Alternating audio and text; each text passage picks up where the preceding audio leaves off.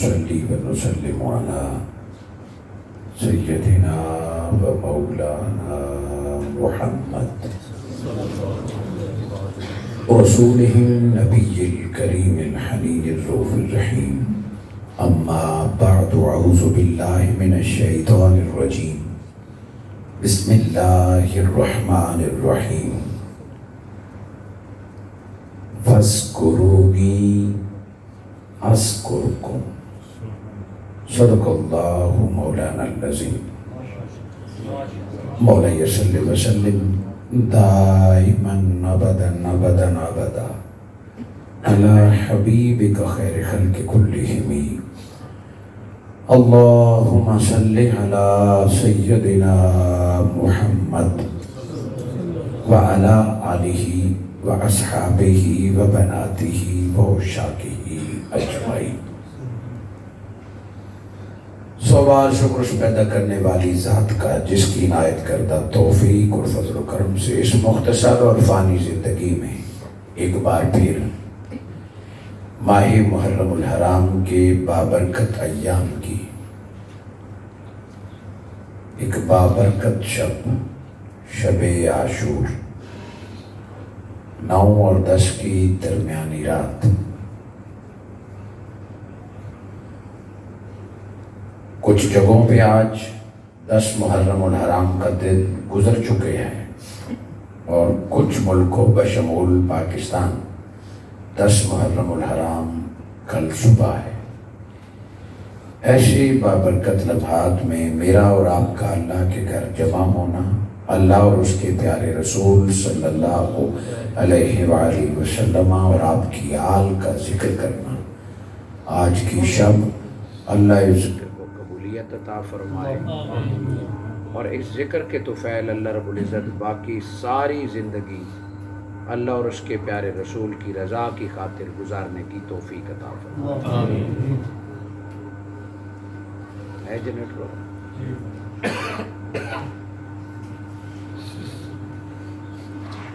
محترم و محتشم معزز سادات اعظام، محترم جناب سید محمد ارشد صاحب، معزز علماء کرام، امام و خطیب جامعہ مسجد حاضہ، معززین علاقہ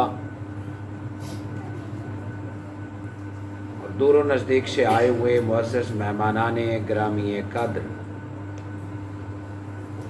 بالخصوص صدر منہاج القرآن چودھری محمد وسیم ہمایوں صاحب، محترم جناب رہنما پاکستان عوامی تحریک چودھری محمد اعظم گجر صاحب، محترم جناب مختار احمد لودھرا صاحب ضلعی رہنما منہاج القرآن، محترم جناب ساجد حسین چیمہ صاحب ضلعی ناظم منہاج القرآن، محترم جناب غضنفر علی ساہی صاحب چیف آرگنائزر پاکستان عوامی تحریک منڈی بہاؤالدین، محترم جناب حافظ غلام شبیر صاحب، محترم جناب سیف اللہ تارڑ صاحب، محترم جناب میاں محمد اصغر جنجوعہ صاحب، محترم جناب سرفراز صاحب، محترم جناب طارق بلوچ صاحب، محترم جناب خواجہ عثمان صاحب، دیگر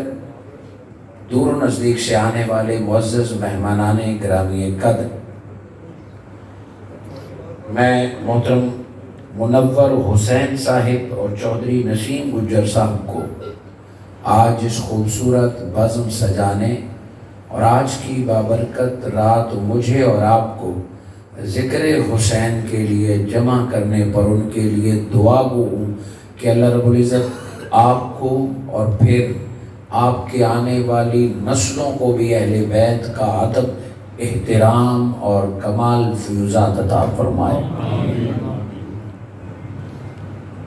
جملہ معزز کمیٹی جامعہ مسجد حاضہ منہاج القرآن کے جملہ احباب اور اہلیان علاقہ، آج رات زمین پر وہ آخری رات ہے کہ جس کے بعد 5 ماہ کے مسافر سکون کے ساتھ ایک نئی زندگی کا قبر میں آغاز کرتے ہیں. وہ شہادت کی زندگی ہے، وہ ابدی حیات ہے۔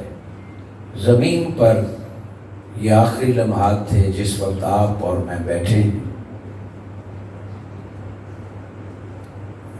میں نے آپ کے سامنے جو آیت مبارکہ تلاوت کرنے کا اعزاز حاصل کیا، اس میں ایک عمل ہے اور پھر اس کی جزا ہے۔ الحم سے لے کے ناس تک اللہ رب العزت نے کئی اعمال کا حکم دیا ہے۔ جیسے فرمایا اقیم الصلاۃ، نماز پڑھو۔ کہیں پہ فرمایا وآتوا الزکاۃ، زکوٰۃ دو۔ کسی جگہ پر فرمایا حج ادا کرو۔ کسی جگہ پہ فرمایا روزے رکھو۔ یہ سارے اعمال ہیں، اور کوئی ایسا عمل ہے ہی نہیں، کسی ایسے عمل کا حکم اللہ نے دیا ہی نہیں کہ جس کی اللہ نے جزا نہ رکھی۔ اجر و ثواب اور جزا ایک جنت میں ہے، اور اسلام فقط حصول جنت کا نام نہیں۔ اسلام میں پہلا نفع، اطمینان قلب، خوشی اور جزا اللہ دنیا میں عطا فرماتا ہے، پھر قبر اور حشر میں عطا فرماتا ہے۔ کوئی بھی عمل ہے، نماز، روزہ، حج، زکوٰۃ، صدقہ، خیرات، ہر ایک کے پہلے دنیا میں منافع کثیر ہے۔ پہلے دنیا میں انسان اس کی برکات دیکھ لیتا ہے، کبھی عمر میں اضافہ، کبھی رزق میں اضافہ۔ یہ چیزیں اعمال صالحہ کے بدلے اللہ دنیا میں عطا فرماتا ہے۔ کبھی اولاد، کبھی دولت، کبھی عزت، کبھی حکومت، یہ دینے والا رب کبھی کبھار ایک چھوٹے سے عمل سے راضی ہو کے بڑی نعمت عطا فرماتا ہے۔ دنیا کی بات کر رہا ہوں، قبر اور حشر ابھی بعد کی بات ہے۔ جس کام کا بھی اللہ اور نبی نے حکم دیا ہے، انسان مرنے سے پہلے اس کا اجر ضرور دیکھ لیتا ہے، اللہ ضرور عطا فرماتا ہے۔ آج جو آیت مبارکہ میں نے آپ کے سامنے تلاوت کی، اس میں اللہ رب العزت نے حکم دیا فَاذْكُرُونِی۔ یہ بھی ایک عمل ہے، حکم ہے۔ فَاذْكُرُونِی، تم میرا ذکر کرو، یعنی آپ سے، مجھ سے، ہم سے پہلے گزرے اور قیامت تک آنے والے مسلمانوں سے قرآن مخاطب ہے کہ اللہ رب العزت فرما رہا ہے کہ تم میرا ذکر کرو، اذکرکم، یعنی نماز ادا کرو جنت ملے گی، صدقہ و خیرات ادا کرو مال میں برکت ہوگی، حج ادا کرو گناہ پاک صاف ہوگے، عزت ملے گی۔ ہر عمل کی جزا ہے، کہیں پہ جنت، کہیں پہ حور و غلمان، کہیں پہ درجات۔ فَاذْكُرُونِی، تم میرا ذکر کرو۔ اب جنت، حور و غلمان، صحت، اولاد، اقتدار، خوشی، یہ سب کچھ نیچے رہ جائے گا۔ فَاذْكُرُونِی، یہ ایک ایسا عمل ہے تم کر کے دیکھو، ساری جزائیں نیچے ہے۔ اذکر کو میں رب ہو کے تمہارا ذکر شروع کر دو۔ علامہ مخدوم صاحب تشریف فرمایا، آگے آ جائیں۔ علامہ رفاعی، فَاذْكُرُونِی اذکرکم، تم میرا ذکر کرو، میں تمہارا ذکر کروں گا۔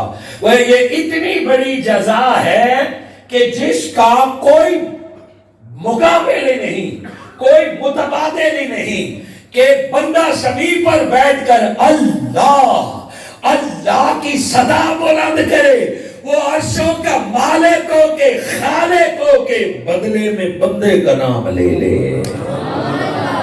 کیونکہ آپ اور میں اس وادی کے مسافر نہیں ہیں، جو عشق کی وادی کے مسافر ہیں وہی جانتے ہیں کہ جب ایک عاشق کو پتہ چلتا ہے کہ محبوب نے اس کا نام لیا ہے، محبوب کے لبوں پر اس کا نام آیا ہے، محبوب نے اسے یاد کیا ہے، بس عاشق اسی پر مر مٹتا ہے، سب کچھ قربان کر دیتا ہے کہ محبوب نے میرا نام لیا ہے. ہم چونکہ اس لذت سے واقف نہیں ہے کہ فَاسْكُرُونِي أَذْكُرْكُمْ میں نشہ کیا ہے. آخر لوگ گردنیں کیوں کٹا دیتے ہیں؟ اپنا سارا مال رب کے راہ میں کیوں لٹا دیتے ہیں؟ اپنے بیٹوں کی گردنوں پر چھری کیوں پھیر دیتے ہیں؟ اپنا وطن ماں باپ کیوں چھوڑ دیتے ہیں؟ یہ ایک نشہ ہے. یہ قربانی وہی دیتا ہے عرشوں پر جن کے نام کے ڈنکے بجنا شروع ہو جاتا. اس کی روح وجن میں آتی ہے. بندے کیا کرنا ہے زندگی کا، کیا کرنا ہے اس جسم کا؟ مالک یاد کر رہا ہے. کوئی ساتھ کٹ ڈھونڈ گردن کنا کے دیدار کے لیے حاضر ہو جا. اسی کو شہادت کہتے ہیں. فَاسْكُرُونِي أَذْكُرْكُمْ. اگر میں یہاں تمہیدی گفتگو کو ایک مثال میں سمیٹنا چاہوں تاکہ اگلی بات آسان ہو جائے، تو موسیٰ علیہ السلام کا ایک امتی دن رات اللہ کی عبادت کرتا تھا، دیوانہ وار اللہ کو یاد کرتا تھا. اپنے دور کے مطابق نماز، روزہ، ذکر، اذکار. موسیٰ علیہ السلام کو دور سے پڑھتے تو اسے بلایا، تیرا پیغام لایا ہوں. کیا کہ اللہ نے تیرے نام پیغام بھیجا ہے کہ مالک نے تیری عبادت جو کر چکے ہو رد کر دی ہے، نامنظور کی ہے. ایک شخص 30 روزے رکھے اور اطلاع آ جائے کہ نامنظور. ایک شخص تہجد پڑھے، نماز روزہ رکھے، یہ رونے کا مقام ہے. بندہ روئے کہ میری عبادتیں رد ہو گئی ہیں، میرے ذکر کو اللہ نے قبول نہیں کیا. موسیٰ علیہ السلام نے اس بندے کو بلایا کہ آ تجھے بتاؤں، پیغام ہے تیرا کہ تیری عبادت نامنظور، رد کر دی گئی. وہ حیران ہوا کہ میرا پیغام آپ لائے، کس نے دیا ہے؟ اللہ نے دیا، اللہ نے دیا ہے. بجائے مغموم ہونے کے، بجائے رونے کے، بجائے پریشان ہو کے کلیم اللہ ذرا یاد سے بتائیے واقعی پیغام میرے نام کا آیا ہے؟ ہاں ہاں. اچھا ذرا یہ بتائیے اللہ نے آپ کو کیسے کہا؟ جو ہی موسیٰ علیہ السلام نے اس بندے کا نام لیا کہ اللہ نے تیرا نام لے کے کہا کہ میرے اس بندے کو کہہ دے تیری عبادت رد کا، واقعی رب نے میرا نام لیا. ہاں ہاں اللہ نے تیرا نام لیا. وجد میں آ گیا، ناچنا شروع ہو گیا کہ موسیٰ جزا رہنے دیجئے، ثواب رہنے دیجئے، عبادتیں رہنے دیجئے، رب نے میرا نام لیا ہے، میرے لیے اتنا ہی کافی ہے. عبادتیں جزا اپنی جگہ پر، رب نے میرا نام لے کے عبادتیں رد تو کی، میں عبادتیں کرتا رہوں اور رب میرا نام لے کے رد کرتا رہے، اس سے اور مزہ ہی کیا ہے. یہ عاشق کی واقف ہوتے ہیں کہ محبوب نام لے لے، اور امت مصطفیٰ کے لیے تو رب نے گارنٹی سے بھیج دیا. فَاسْكُرُونِي، اے امت محمدی تم رب کا ذکر کرنا. چھوٹا بڑے کا ذکر کرے، مرید پیر کے گن گائے، استاد شاگرد استاد کا مقام بیان کرے، بیٹے باپ کا ذکر کرے، چھوٹا باس کا ذکر کرے. یہ تو جچتی ہے بات کہ چھوٹا بڑے کا ذکر کرے، مرید پیر کے گن گائے، مگر بڑا چھوٹے کا ذکر کرے یہ بات عقل میں نہیں آتی. اللہ اکبر. مولا ہم تو ذکر کریں گے، ہم کمزور ہیں، کھلاتا بھی تو ہے، پلاتا بھی تو ہے، اولاد بھی تجھ سے مانگتے، زندگی بھی تجھ سے مانگتے ہیں، جنت بھی تو دے گا. اسی لیے ہم کمزور انسان اللہ اللہ کرتے ہیں. رب نے فرمایا وہ غنی ہے، وہ کسی کا محتاج نہیں. تو بندہ ہو کے اللہ اللہ کرتا ہے، وہ بے نیاز مالک اور خالق ہو کے پھر بندہ بندہ کرتا ہے. نعرہ رسالت، نعرہ حیدری. اتنی بات کلیئر ہو گئی تو آگے بڑی توجہ کیجئے. اتنی بات جب کلیئر ہو گئی کہ اس سے بڑا کوئی انعام نہیں کہ اللہ بندے کو یاد کرے، اور پھر مزید بات میں محبت شامل کی. فرمایا میرے مصطفیٰ میرے بندوں کو کہہ دے کہ جیسے تم اللہ کو یاد کرو گے جزا کے طور پہ اللہ ویسے تمہیں یاد کرے گا. اگر تنہائی میں اللہ اللہ کرو گے تو وہ بھی واحد و یکتا تنہائی میں تیرا نام لے گا. اگر دوست احباب اور مجمع میں اللہ کو یاد کرو گے تو وہ بھی فرشتوں کو بلا کے ان کے درمیان تیرے نام کے چرچے کر دے گا. جیسے تو کرے گا ویسے. اب آپ کے چہروں کی طمانت اور خوشی دیکھ کے میں سمجھ گیا ہوں کہ یہاں تک اب بات سمجھ گئے. اب دیکھیے فَاسْقُرُونِي، رب نے فرمایا پہلے تم ذکر کرو. مالک ہے نا، پہلے تم کرو گے تو میں کروں گا. پہلے تم کرو پھر میں جزا دوں گا. اور قاعدہ یہی ہے، حج پہلے کرو، گناہ کا معافی بعد میں ہے. بندہ پہلے حج کرتا ہے پھر حاجی کہلاتا ہے. پہلے مدرسے میں 10 سال پڑھتا ہے پھر عالم کہلاتا ہے. پہلے بندہ کام کرتا ہے پھر جزا پاتا ہے. فَاسْقُرُونِي أَشْكُرْكُمْ میں بھی یہی قاعدہ تھا. تم میرا ذکر کرنا جزا کے طور پہ، اجر کے طور پہ، انعام کے طور پہ میں تمہارا ذکر کروں گا. اور قیامت تک یہی اصول ہوگا کہ پہلے بندہ رب کا ذکر کرے گا اپنی شان اور اپنی طاقت کے مطابق، پھر اللہ ذکر کرے گا. ساروں کے لیے یہی قاعدہ تھا. اور اس قاعدہ سے بالا تر ہو کے ایک ذات ایسی ذات تھی، فرمایا میرے مصطفیٰ دنیا کے لیے قانون ہے کہ تم میرا ذکر کرو گے بندو، اللہ تمہارا ذکر کرے گا. ایک مصطفیٰ کی ذات ہے، ابھی محمد کا نور پیدا نہیں ہوا، رب نے محمد کا ذکر پہلے شروع کر دیا. پہلے تو تھا کہ تم ذکر کرو گے تو اللہ کرے گا. میرے مصطفیٰ یہ اصول تیرے لیے نہیں ہے. ایک اللہ تھا کچھ نہ تھا. اب ذرا بات باریک کرنے لگا ہوں عاشقوں کے کہ جب اللہ کے علاوہ کوئی تھا ہی نہیں تو اللہ کا ذکر بھی کرنے والا کوئی نہیں تھا. اب سنیے، جملہ ذرا بھاری ہے مگر محبت سے سنیں گے کہ کوئی سوال کرے کہ اللہ کا ذکر پہلے ہوا یا محمد کا ذکر پہلے ہوا. توحید سے محبت کرنے والے کہیں گے اللہ اکبر، اللہ کا ذکر زیادہ ہوتا ہے. میں نے زیادہ کی بات نہیں کی، کہا جو چیز پہلے اللہ کا ذکر پہلے ہوا یا محمد کا، تو میں کہوں گا محمد مذکور پہلے ہیں، محمد کا ذکر پہلے. اللہ کا تو ذکر کرنے والا کوئی تھا ہی نہیں. فرمایا اراد ربکم، تمہارے رب نے چاہا کہ میں چاہا جاؤں میرا کوئی ذکر کرنے والا ہو. رب نے ارادہ کیا. استاذ المکرم حضور شیخ الاسلام فرماتے ہیں رب نے جو پہلا ارادہ کیا اس ارادے کا نام محمد تھا.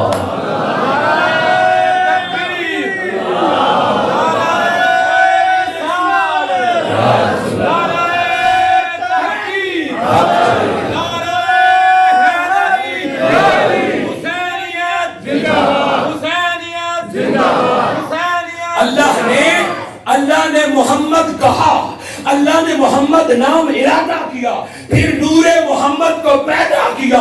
ابھی اللہ کا ذکر پہلے کسی نے نہیں کیا، اللہ نے محمد کا ذکر کیا. ادھر محمد کا نور پیدا ہوا تب اللہ کا ذکر شروع ہوا ہے. اللہ نے ذاکر پیدا کر کے اسے پہلے مذکور بنایا ہے پھر ذاکر بنایا ہے. سو نور محمد کے لیے یہ سات نہ تھی.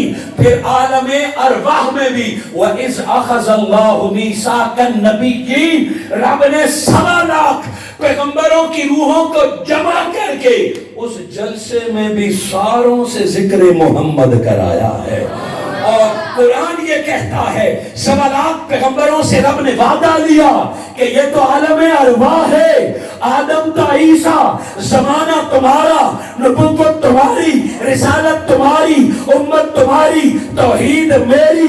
اپنے اپنے علاقے میں، اپنے اپنے زمانے میں، اپنی اپنی امت کے سامنے جہاں میرا ذکر کرنا ہے آج وعدہ کر کے جاؤ وہاں محمد محمد کرتے رہنا.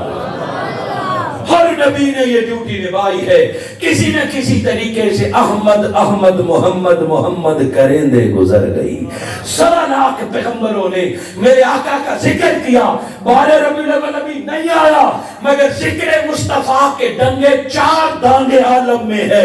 عالم نور میں بھی محمد محمد، عالم ارواح میں بھی محمد محمد، اور زمین پر بھی محمد محمد. 12 ربیع الاول کو آقا پیدا ہوئے، آقا تجھ سے پہلے زمانہ تیرے ذکر پر قربان ہو گیا۔ فَاذْكُرُونِي أَذْكُرْكُمْ، تم میرا ذکر کرنا میں تمہارا ذکر کروں گا۔ ظاہری طور پر تو اب میرے آقا کا ذکر کریں گے۔ اب آپ سوچ رہے ہیں کہ ہم کیسے جلسے میں آئے ہیں، کس لیے آئے ہیں؟ میں بنیاد بتانا چاہتا ہوں کہ ذہنوں کا خلفشار نکلے، غلط فہمی دور ہو۔ ساری دنیا کے لیے ایک اصول کہ تم اللہ کا ذکر کرو گے تو میں تمہارا ذکر کروں گا۔ بچہ بالغ ہوگا تو اللہ کا ذکر کرے گا، انسان باشعور ہوگا تو اللہ کا ذکر کرے گا۔ کہ تم میرا ذکر کرو میں تمہارا ذکر کروں گا۔ میرے مصطفیٰ یہ آپ کے لیے نہیں، ایک حضور کی ذات ہے تاریخ انسانی میں، باقی ساری تاریخ انسانی میں نگاہ دوڑو، بات مصطفیٰ کے ایک حسین ابن علی ہے کہ ابھی اللہ کا ذکر شروع نہیں کیا اور اللہ نے حسین حسین کر دیا۔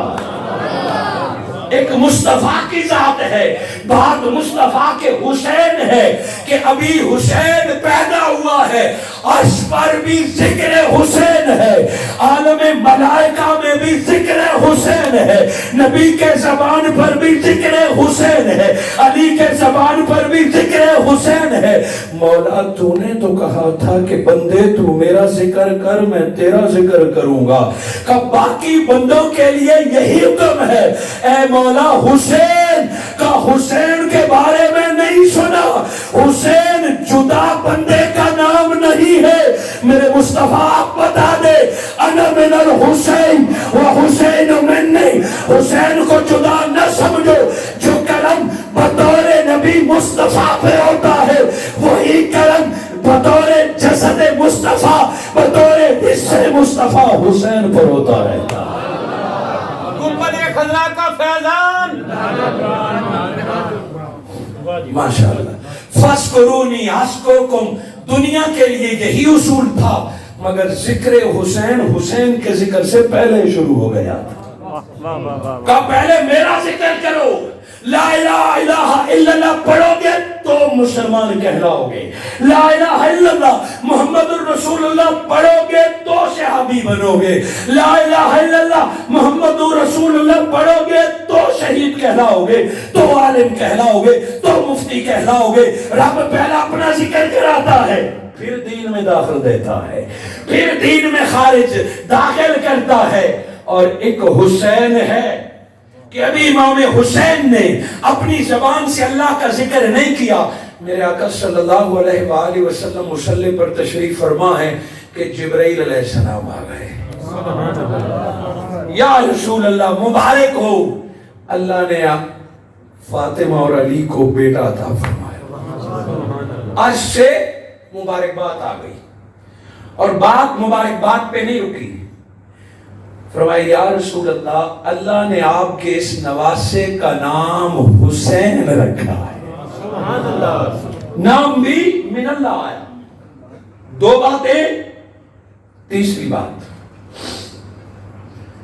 جبرائیل علیہ السلام نے اطلاع دی کہ یہ جو ابھی حسین آپ کے ہاں پیدا ہوا ہے آپ کی بیٹی کے ہاں، اطلاع یہ ہے کہ عنقریب آپ کی امت کے کچھ لوگ، کلمہ پڑھنے والے لوگ حسین کی گردن کاٹ دیں گے، شہید کر دیں گے۔ یہ بات آپ نے بارہا سنی، مگر میں جس پہلو کی طرف توجہ دلانا چاہوں گا، حسین ابھی پیدا ہوا اور گھر سے مبارکباد آنے سے پہلے جبرائیل علیہ السلام تشریف لے آئے۔ میں نے ایک دعویٰ کیا تھا کہ حسین کا ذکر عرش پر، ادھر حسین پیدا ہوا، ادھر رب نے جبرائیل کو بلایا ہوگا، جبرائیل آ، مولا قرآن لے کے جانا ہے، آیت لے کے جانی ہے، نہ آج حسین کی مبارکباد لے کے جانی ہے۔ مصطفیٰ کو اطلاع کیجئے، مبارکباد کیجئے، گویا رب نے اپنی شان کے مطابق نام حسین اور ذکر حسین کیا۔ جبرائیل نے عرش پہ ذکر حسین سنا، جبرائیل فرشتہ ہو کے حسین حسین کرتے زمین پر آیا، مصطفیٰ کو نام حسین سنایا، نبی نے نام حسین سنا، اور پھر حجرے میں آ گئے۔ حسین کی زیارت سے پہلے، حسین سے ملاقات سے پہلے اے حسین تجھے سلام، تیرا ذکر عرش پر بھی ہو گیا ہے، نبی کے گھر پر بھی ہو گیا ہے۔ فَاسْكُرُونِي أَشْكُرْكُمْ کا سبق یاد رکھیے، یہی قرآن کی آیت آگے لے جا کے آپ کو کربلا پہنچائے گی۔ امام حسین کا ذکر ہو گیا، ولادت سے پہلے حسین کا ذکر، ولادت کے وقت حسین کا ذکر۔ اگر مجھے آپ کے وقت کا خیال نہ ہوتا تو ولادت اور علی اور مرتضیٰ کے نکاح سے پہلے بھی 5 تن کا ذکر ملتا ہے۔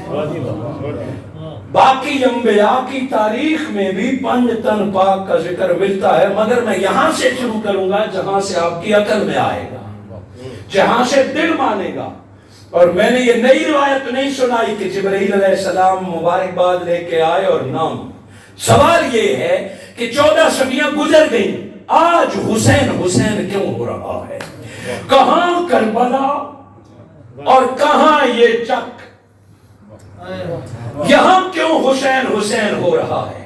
کس لیے کر وقت بھی اپنا، رقم بھی اپنی، خرچ بھی اپنا، مگر دل حسین حسین بولنا چاہتا ہے، دل حسین پہ مر مٹنا چاہتا ہے۔ وجہ کیا ہے؟ یہی راز سمجھانا چاہتا ہوں۔ دنیا حیران ہے کہ یہ بندے حسین حسین کیوں کرتے ہیں۔ روکنے والوں نے طاقت لگا دی، بڑی بڑی حکومتوں نے اپنا ایڑی چوٹی کا زور لگا دیا کہ ممبروں پر علی اور علی کے بیٹوں کا نام نہ لو۔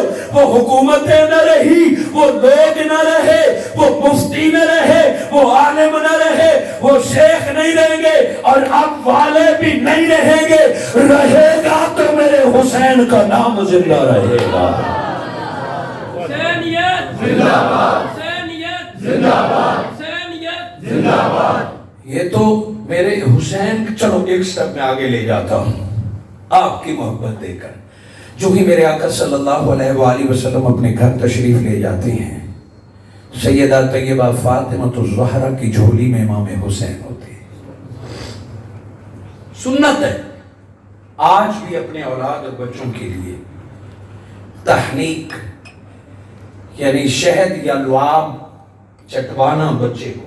میرے آقا لعاب یا شہد یا کھجور پیدا ہونے والے بچے کے تالو کے ساتھ لگاتے تھے۔ یہ پہلی غذا بندے پر بڑا اثر کرتی ہے۔ کسی نیک صالح نمازی بندے کے ہاتھ سے دلایا کرے پہلی خوراک، یہ میرے آقا کا حکم اور سنت ہے۔ پھر دائیں اذان اقامت، دائیں بائیں اذان اور اقامت پیدا ہوتے ہی بچے کے کان میں، یہ بھی ڈائریکٹ سنت مصطفیٰ ہے۔ آقا نے اپنے نواسوں کے دونوں کے کانوں میں اذان اور اقامت بھی خود دینا۔ آج تو ہم حافظ قاری مولوی کو ڈھونڈتے ہیں، پتہ ہے کیوں؟ ہمیں آتی جو نہیں، یا ہم بڑے شرم والے ہوتے ہیں کہ میں کیسے دوں، پھر ہم حافظ قاری مولوی کو ڈھونڈتے ہیں۔ تاکہ بچے کو پہلے دن پتا چل، روح جوان ہوتی ہے پہلے دن پتا چل جاتا ہے میرے گھر میں کسی کو بھی اذان نہیں آتی، روح کو پہلے دن پتا چل جاتا ہے میرے گھر میں کسی کو اقامت نہیں آتی۔ مزہ تب ہے کہ روح اپنے بابا، اپنے دادا یا نانے اور بھائی سے آذان اور اقامت سنے تو وہ روح دنیا میں خوش ہو جائے کہ میں دیندار گھرانے میں آئی ہوں۔ اس کی بڑی برکات ہے، خود سیکھیں، اپنے بچوں کے کانوں میں اذان دے، اس کی تربیت کا اثر ہے۔ حضور نے اقامت اور اذان دی، گھٹی پلائی، اور پھر میرے آقا نے پوچھا کہ اس کا نام کیا سوچا ہے؟ حضرت علی شیر خدا نے فرمایا ہم دونوں نے مشورہ کیا ہے کہ ہم ان کا نام شبیر رکھتے ہیں۔ میرے آقا نے فرمایا یہ بھی پیغمبر کے بیٹے کا نام ہے، مگر میرے اللہ نے اس کا نام حسین رکھ دیا ہے۔ جس طرح نام محمد پہلے لوگوں کو نہیں پتا تھا، اللہ نے پردے میں رکھا تھا، بالکل اسی طرح حسن اور حسین کے ناموں کو بھی اللہ نے لوگوں سے پردے میں رکھا ہوا تھا۔ نام حسین رکھ دیا۔ اب میرے آقا نے امام حسین کو چوما اور دوبارہ فاطمہ الزہرا کو دیا، اور حضور حجرے سے تیزی سے نکل گئے۔ علی علی ہے، بچپن سے آقا کی انگلی پکڑ کر جوان ہوا ہے، طبیعت شناس مصطفیٰ ہے، جان گئے کہ کوئی معاملہ ہے۔ حضرت علی شیر خدا تیزی سے حضور کے پیچھے باہر نکلے تو حجرے کے باہر میرے آقا کی آنکھ نم، چشمان مقدس سے آنسو جاری اور داڑھی مبارک میں جذب ہو رہے ہیں۔ حضرت علی شیر خدا طبیعت شناس مصطفیٰ، یا رسول اللہ، اس خوشی کے موقع پر گریا، اس خوشی کے موقع پر رونا، میں علی کو سمجھ نہیں آئی۔ میرے آقا نے فرمایا علی، جو نبی جانتا ہے کیا جان کے برداشت اور صبر کر لو گے؟ حضرت علی شیر خدا نے فرمایا یا رسول اللہ، علی نبی کا تربیت یافتہ ہے، نبی کے ساتھ عمر گزاری ہے، علی یہ وعدہ کرتا ہے نبی جو بھی فرمائے گا اس پر علی صبر بھی کرے گا اور برداشت بھی کر لے گا۔ علی کا وعدہ تھا۔ میرے آقا نے فرمایا اے علی، ابھی جو اللہ نے تجھے بیٹا حسین دیا ہے، جبرائیل صادق و امین یہ اطلاع لے کے آیا ہے کہ ان قریب تیرے بیٹے کو شہید کر دیا جائے گا۔ اب بتائیے، ایک باپ کو پتا چلے کہ ابھی بیٹا پیدا ہوا ہے، اس کے ساتھ یہ ہونے والا ہے، اس پر کیا بیتے گی؟ مگر علی صبر کا وعدہ کر چکا۔ ہاں یہ یاد رہے، آنسو کا نکلنا بے صبری نہیں ہے، آنسو کا نکلنا احتجاج نہیں ہے، آنسو کا نکلنا ماتم نہیں ہے، در حقیقت آنسو دل کی زبان ہوا کرتے ہیں۔ زبان بند ہو اور کبھی دل بولنا چاہے تو دل جب بھی بولتا ہے تو آنکھوں سے بولتا ہے۔ اسی لیے زیادہ غمی میں بھی آنکھیں برس پڑتی ہیں اور زیادہ خوشی میں بھی آنکھیں برس پڑتی ہیں۔ اگر آنسو فقط احتجاج ہوتے تو خوشی کے موقع پہ کبھی بھی آنسو نہیں نکلتے، بلکہ آنسو دل کی بولی ہے۔ جس کا دل بولنا چاہتا ہے اس کی آنکھیں چھلک پڑتی ہیں، وہ ماں ہو، وہ دوست ہو، وہ باپ ہو، وہ بیٹا ہو۔ حضرت علی شیر خدا نے یہ بات سنی تو علی کی بھی آنکھیں نم ہو گئی اور حضرت علی شیر خدا حجرے کی طرف پلٹے۔ علی اب کہاں جا رہا ہے؟ کہ پہلے دیکھا تھا بیٹا حسین کو اور اب علی جا رہا ہے شہید حسین سے ملنے، جن کا انتخاب خالق کائنات نے شہادت کے لیے کر دیا تھا۔ پچھلی آیت یاد رہے، میں نے اسی کے سہارے آپ کو آگے لے کے جانا ہے۔ میرے آقا اندر، حضرت علی شیر خدا اندر گئے، باپ ہے نا، فوراً حسین کو اٹھایا۔ راوی کہتا ہے ماتھا، گال، لب چومنے کی بجائے علی بیٹے کی گردن چومنا شروع کر دیا۔ حضرت علی نے اس گردن کو چوما جس کے قریب نیزے چلنے والے ہیں اور حضرت علی کی آنکھیں چھلک پڑی۔ حضرت علی شیر خدا نے بیٹا فاطمہ الزہرا کو دے کے باہر نکلنا چاہا۔ فاطمہ الزہرا نے علی کا ہاتھ پکڑ کے کہا علی رکو، خوشی کا موقع، پہلے بابا رو کے باہر نکل گئے، اب تم باہر نکل رہے ہو، مجھے بھی بتاؤ ماجرا کیا ہے؟ علی تیرے صبر کو، شجاعت کو سلام۔ فرمایا فاطمہ، علی جانتا تو ہے مگر بتانے کی جرات نہیں کر پا رہا۔ اگر جاننا چاہتے ہو کہ علی حیدر کرار کی آنکھوں میں کیوں آنسو ہے تو جاؤ باہر بابا سے پوچھو۔ حضرت فاطمہ الزہرا باہر نکلتی ہیں، حضور رو رہے ہیں اور میرے آقا سے فاطمہ الزہرا یہی سوال کرتی ہے، اندر علی رو رہا ہے، باہر آپ رو رہے ہیں، کیا بیٹا پیدا ہونے والے گھروں میں ایسا کوئی کرتا ہے، ایسے کوئی روتا ہے؟ حضور صلی اللہ علیہ وآلہ وسلم نے اپنی بیٹی کو سینے سے لگایا، روتے رہے، سوال کیا، فرمایا بیٹا علی اور نبی جو جانتا ہے تو جان کے برداشت کر لے گی۔ سلام سیدہ طیبہ فاطمہ الزہرا تیرے مقام کو۔ فرمایا یا رسول اللہ، اے بابا جان ہوں عورت کمزور ہوتی ہے مگر ان رگوں میں نبی کا خون دوڑ رہا ہے، میں نبی کی فاطمہ ہوں، جو بھی کہیں گے برداشت کر لوں گی۔ میرے آقا نے فرمایا پھر سن، ابھی جو رب نے تجھے حسین دیا ہے، جبرائیل اطلاع لائے ہیں ان کو ذبح کر دیا جائے گا۔ ماں ہوتی ہے، اور پھر حسین کی ماں نبی کی لاڈلی، نبی کے جگر کا ٹکڑا، جس کو رونے نہ دیا فرشتوں نے بھی، جس کو کبھی رونے نہ دیا مصطفیٰ نے بھی، اور میرے آقا نے فرمایا جس نے فاطمہ کو غمزدہ کیا اس نے مصطفیٰ سے دشمنی کی ہے۔ حضرت فاطمہ کے آنکھوں میں آنسوں کا سیل آیا ہوگا، مگر ابھی بابا سے وعدہ کیا۔ اگلے لفظ سنیے، ان لفظوں میں ماں کا درد ہے، ان لفظوں میں ممتا چھلکتی ہے۔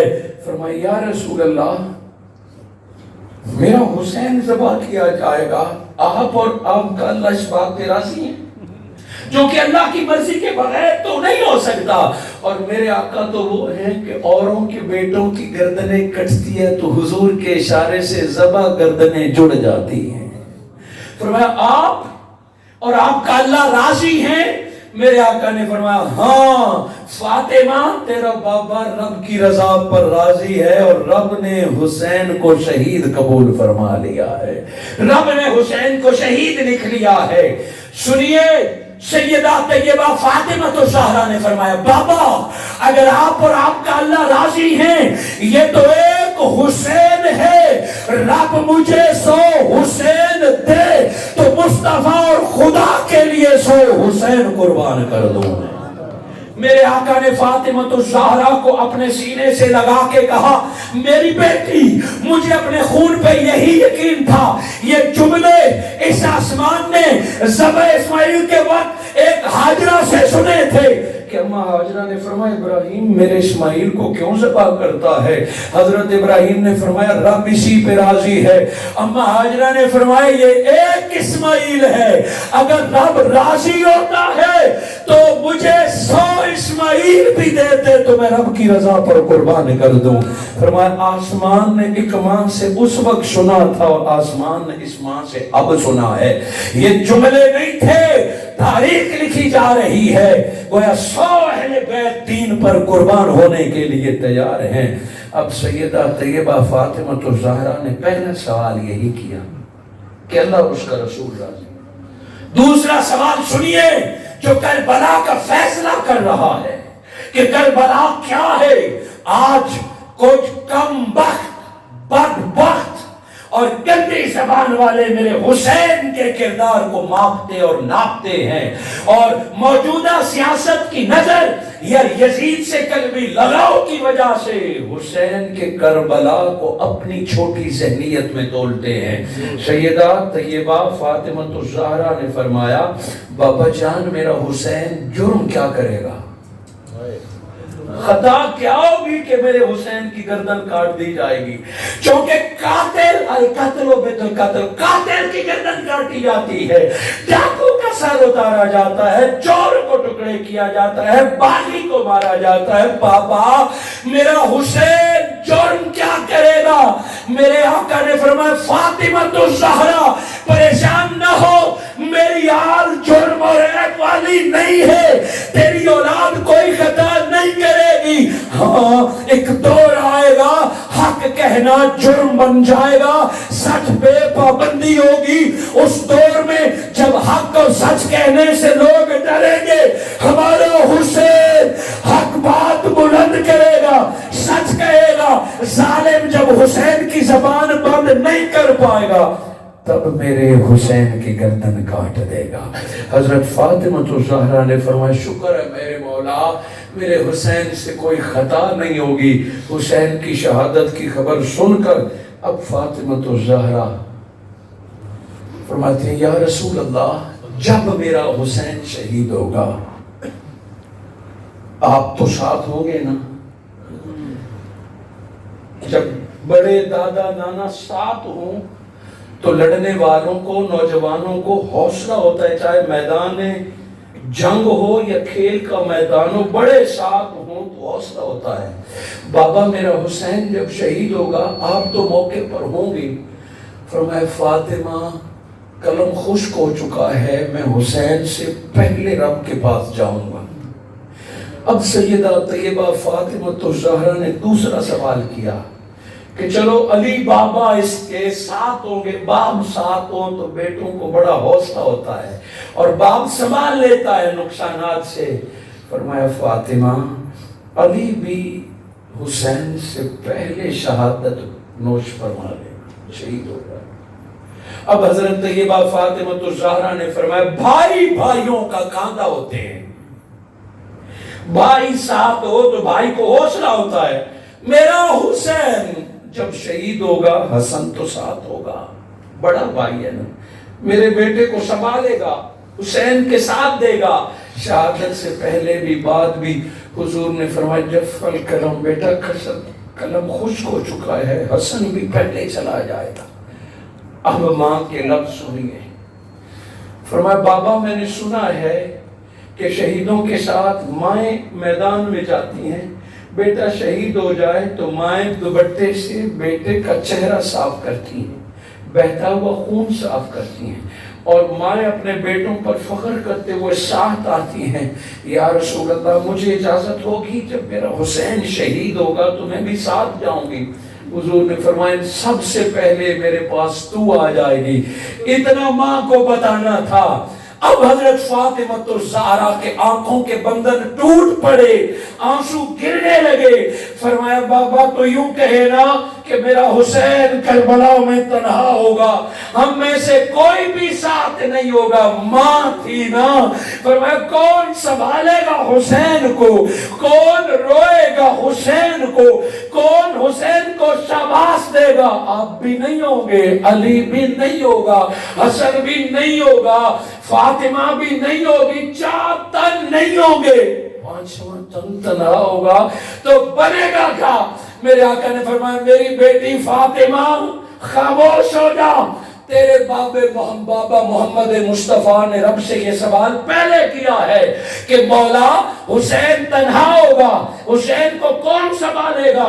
میرے اللہ نے بتایا اے میرے محبوب جس دن سے حسین کی شہادت کا فیصلہ کیا ہے اسی دن سے کچھ روحوں کو پیدا کر دیا ہے، باقی شہیدوں کو سنبھالنے والے تو چند دن ہوتے ہیں، چند سال ہوتے ہیں، مگر رب نے کچھ روحوں کا انتخاب کر لیا ہے، قیامت تک گلی گلی نگر نگر حسین کے آنسو بہاتے جائیں گے، حسین کا ذکر ہوتا رہے گا۔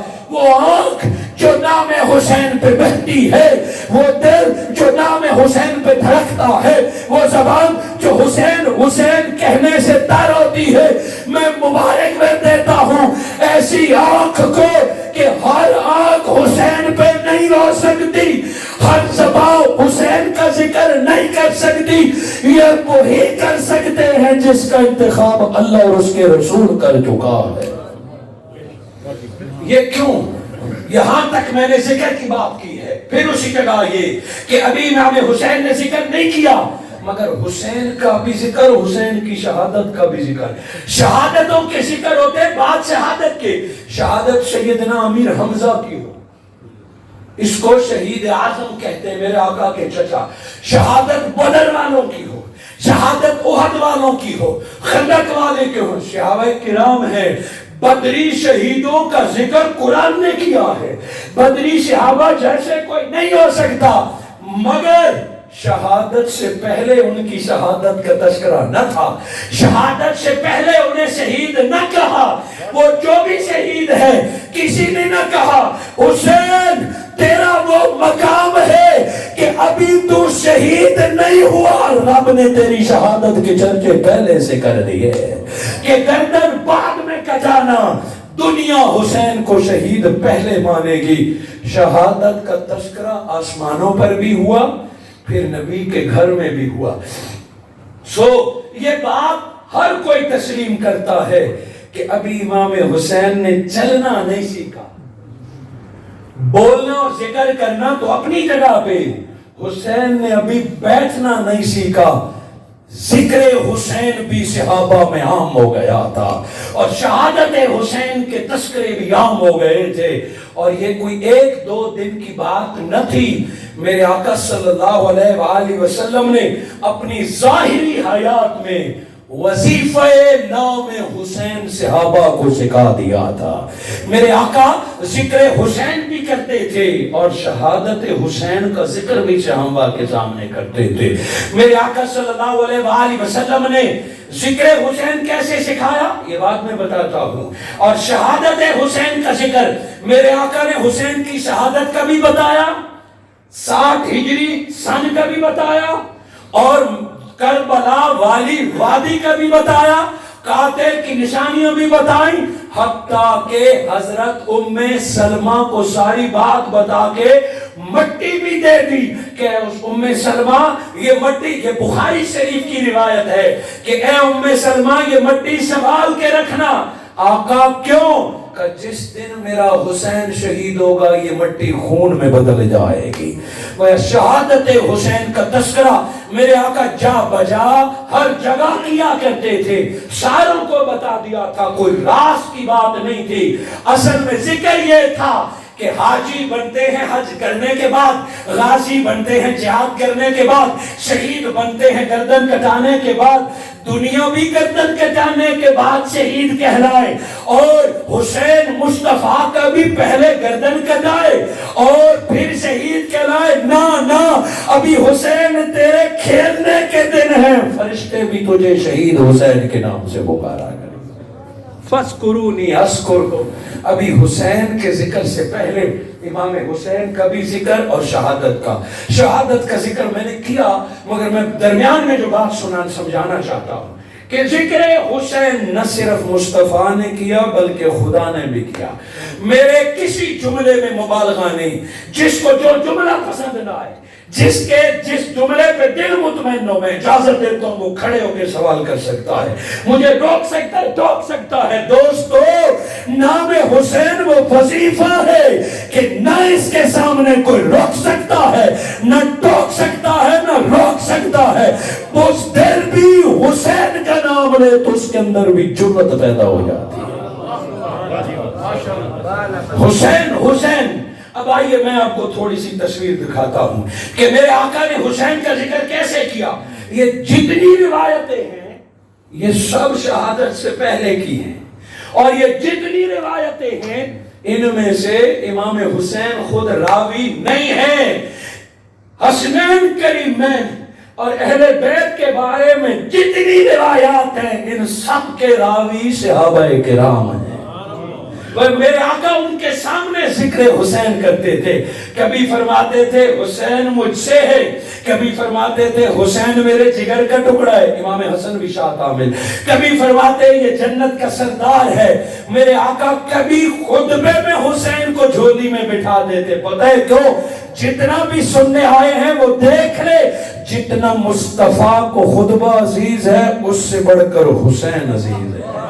میرے آقا کے کاندھے پر حسین بیٹھ گیا، وہ نماز میں حسین، خطبے میں حسین، اور جب اذان حضرت بلال دیتے تھے میرے آقا پہلے فاطمہ الزہرا کے دروازے پہ جا کے حسین کو چومنے آتے، پھر نماز ادا فرمایا کرتے، اور نماز ادا کر کے پھر حضرت فاطمہ الزہرا کے گھر جاتے اور نوازوں کے ساتھ کھیلتے تھے، نوازوں کو کاندھے پر بٹھاتے تھے۔ میرے دوستو، آپ نے یہ روایت کئی بار سنی ہے، مگر میں ایک عاشق کی نگاہ، وقت کے مجدد کی نگاہ سے یہ روایت آپ کے سامنے، آپ نے بچپن سے سنا ہوگا کہ میرے آقا نے حسین کو کاندھے پر بٹھایا اور کسی نے دیکھا، فرمایا واہ کتنی پیاری سواری حسین کو ملی ہے۔ میرے آقا کی تعریف کی، اب سامنے والا کو عام فرد تو نہیں ہوگا، صحابی رسول ہوگا، فرمایا واہ حسین تیری سواری۔ میرے آقا نے فرمایا سواری دیکھ رہا ہے، سوار کو بھی تو دیکھ، سوار کی کیا شان ہے۔ نعرہ تکبیر، نعرہ رسالت، نعرہ تحقیق، نعرہ حیدری، تحریک منہاج القرآن۔ آپ نے تو یہاں تک سنا، جب حضور شیخ الاسلام نے اس کی تشریح فرمائی نا، سنیے وجد آئے گا دل کو، نام حسین پہ آنکھ نم ہو جائے گی کہ ایسی روایتوں میں راز کیا ہے، مگر یہ ہر کسی کو نظر نہیں آتے، نظر اسی کو آتے ہیں جس سے حسین کی اماں راضی ہو۔ حضور شیخ الاسلام فرماتے ہیں کہ نواسوں کا لاڈ اٹھانا، پوتوں کا لاڈ اٹھانا یہ تو عام سی بات ہے، ہر دادا ہر نانا اٹھاتا ہے، یہ کوئی جدا حسین کے حصے میں تو نہیں آیا۔ نواسے نانے کو پیارے ہوتے ہیں، پوتے نانے کو پیارے ہوتے ہیں، اور یہ لاڈ پیار گھر میں ہوتا ہے، چاہے کاندھے پہ سوار کرے چاہے پشت پہ سوار کرے۔ اور نانا ہو دو جہاں کا والی، رحمت للعالمین، نبیوں کا سردار، کل کائنات میں انقلاب بپا کرنے کے لیے۔ حضور شیخ الاسلام اس روایت کو عاشقانہ نگاہ سے دیکھتے ہیں کہ یہ کاندھے پر سوار ہونے والی بات گھر کی نہیں ہے، یہ باہر بازار اور گلی کی ہے، کہ میرے آقا نے گھر سے باہر حسین کو کاندھے پہ بٹھایا اور چلائے۔ وہ گھر کی بات نہیں ہے، باہر کی ہے، تاکہ جمیع صحابہ کرام دیکھ لیں کہ جہاں نبوت کا کاندھا ختم ہوتا ہے وہاں سے حسین کا پیار شروع ہوتا ہے۔ وہ حسین کتنا لاڈلا ہے، بازار میں میرے آقا نے صحابہ کو دکھایا، یہ لفظ پیغام دے رہے ہیں کہ حسین کی محبت دل میں رکھ، یہ اتنا کافی نہیں ہے۔ میرے آقا گھر میں بھی حسین سے محبت کرتے تھے، بازار اور گلی میں حسین کو کاندھے پہ اٹھا کے ایک درس دیا ہے۔ حسین کی محبت چھپانے کی نہیں ہے، گھر دل میں حسین کی محبت ہے تو گھر سے نکل کے دنیا کو بتا دے میں حسینی ہوں، میں حسین سے محبت کرتا ہوں، میں حسین پہ مر مٹنے والا ہوں۔ یہ فقط منبر و مسجد و محراب گھر یا کہیں کہ دل میں نبی کی حال مانتا ہوں، نہ باقی محبتیں دل میں چل جائیں گی، مگر نام حسین کے لیے فقط دل کافی نہیں ہے، زبان پہ نعرہ لگا کے دنیا کو بتانا ہے میں آل مصطفیٰ کا چاہنے والا۔ حسینیت زندہ باد، حسینیت زندہ باد، حسینیت زندہ باد۔ میرے آقا نے صحابہ کے سامنے امام حسن اور حسین کا یہ مقام دکھایا ہے۔ ایسی مجھ سے پوچھتے جائیں 20 روایات کہ جس کا مقصد ہی فقط مقام حسین، مقام حسن، اور 1.25 لاکھ صحابہ جانتے تھے کہ حسین کا مقام مصطفیٰ کے نزدیک کیا ہے۔ جب میرے آقا فرما دیتے من احبہما، جو بھی ان دونوں سے محبت کرتا ہے سمجھ لو وہ مصطفیٰ سے محبت کرتا ہے، ومن ابغضہما، جو بھی ان دونوں سے بغض رکھتا ہے میں مصطفیٰ سے بھی اس کا کوئی تعلق نہیں ہے۔ بتائیے یہ جملے سننے کے بعد کسی صحابی کے دل میں بھی آیا ہوگا کہ حسین سے محبت کم کی جائے؟ بلکہ روایات ہمیں بتاتی ہیں کہ حضور کو خوش کرنے کے لیے اکثر ان کے نام سامنے، حضور کے سامنے حسن اور حسین کے تذکرے کیے جاتے تھے تاکہ میرے آقا ان کے تذکرے سے خوش رہیں۔ اور ایک آقا نہیں، آئیے اب اللہ نے میرے حسین میرے حسن کے ذکر کا بندوبست کیا ہے۔ کتنا؟ میں آپ کو 11 آیتیں سنا سکتا ہوں کہ جس میں رب کی منشا یہ ہے کہ حسین حسین ہوتا رہے۔ پہلی آیت ان اللہ و ملائکتہ یصلون علی النبی یا ایھا الذین آمنوا صلوا، اے ایمان والو اللہ مصطفیٰ پہ صلاۃ بھیجے، تم بھی بھیجو۔ صحابہ جانتے ہیں کہ خود سے عمل نہیں کرتے، وہ آپ مہارے نہیں تھے۔ اقیموا الصلاۃ، نماز پڑھو۔ آقا کیسے پڑھے؟ صلوا کما رأیتمونی اصلی، مجھے دیکھو جیسے میں پڑھتا ہوں۔ آقا حج کیسے کرتے ہیں؟ آؤ میں کر کے دکھاتا ہوں۔ آقا زکوٰۃ کیسے دیتے ہیں؟ میں کر کے دکھاتا ہوں۔ اللہ نے فرمایا صحابہ مصطفیٰ پر صلاۃ پڑھو۔ آقا کیسے صلاۃ پڑھے؟ کیسے سلام پڑھے؟ زمانے میں تو سلام کے طریقے ہیں، زمانے میں تو صلاۃ کے طریقے ہیں۔ میرے آقا نے فرمایا نماز میں نے سکھائی، زکوٰۃ، صلاۃ، حج میں نے سکھایا، آؤ میں تمہیں درود سکھاتا ہوں۔ اگر درود پڑھنا ہے تو یوں پڑھنا، اللہم صلی علی محمد۔ آیت کا حکم اتنے تک ہے، مصطفیٰ کو راضی کرنا ہے، وَعَلَىٰ آلِ محمد کا جب تک آل پہ درود نہیں بھیجو گے درود ہمیشہ تم کٹا درود رہے گا، وہ پورا نہیں ہوگا۔ آیت درود میں حسنین کا ذکر، پھر اللہ نے چاہا کہ مزید آ جائے، فرمایا قل میرے مصطفیٰ آپ لوگوں کو بتا دیجئے لا اسألکم اجر، میں تم سے اجر نہیں مانگتا، الا سوائے اس کے کہ مصطفیٰ تمہیں کہتا ہے کہ میرے بعد بھی نبی کو خوش کرنا ہے تو حسن و حسین سے محبت کرتے رہنا۔ آیت مودت میں حسین کا ذکر، جو بھی قیامت تک لا اصلو پڑھے گا وہ حسین حسین کرے گا۔ آیت مباہلہ میں کل اب بھی رب نے فرمایا ان کو کہہ دے تعالو ندو ابنانا و ابناکم، میں اپنے بیٹے لاؤں گا تم اپنے بیٹے لانا۔ میرے مصطفیٰ بات دین کی ہے، مگر آج بتا دے کہ حسن و حسین کے ذکر کے بغیر دین پورا نہیں ہوتا ہے۔ آیت مودت، آیت مباہلہ، آیت درود، آیت حلحدہ، سورہ الکوثر، یطعمون الطعام علی حبہ، قرآن کے کتنے مقامات گنا دوں کہ جس سے حسین کو نکالو گے تو آیت کا مقصد ہی ختم ہو جاتا ہے۔ وہ مصطفیٰ نے بھی حسین حسین کرنا سکھایا، اور آیات بینات صحابہ نے تلاوت کی اور ان کی تشریح بھی کی۔ وہ حیات مصطفیٰ میں کوئی ایسا دن نہیں گزرا جس دن حسین حسین نہ ہوا۔ حسن نہ حسن، میں بہت اختصار سے کام لے رہا ہوں، میں بہت مختصر کر رہا ہوں۔ آج 9 کی رات ہے، یہ ذکر امام حسین کے بچپن میں ہوا۔ پھر حضور صلی اللہ علیہ وآلہ وسلم کا جب دنیا سے پردہ فرمانے کا وقت آیا، 12 ربیع الاول ہے، سیدہ طیبہ فاطمہ الزہرا اپنے بابا کے پاس آتی ہیں اور اپنے دونوں بیٹوں کو پکڑ کے لاتی ہیں، یا رسول اللہ انہیں کچھ عطا فرمائیے، جنت کی سرداری پہلے سے دی ہوئی ہے، حضور نے اپنا بیٹا پہلے سے قرار دیا ہوا ہے، دونوں کی شہادت پہلے سے مقدم ہو چکی ہے، تقدیر بن چکی ہے، اب کیا مانگنا ہے؟ فرمایا یا رسول اللہ یہ میرے بیٹوں کو کچھ دیتے جائیے، کچھ عطا فرمائیے۔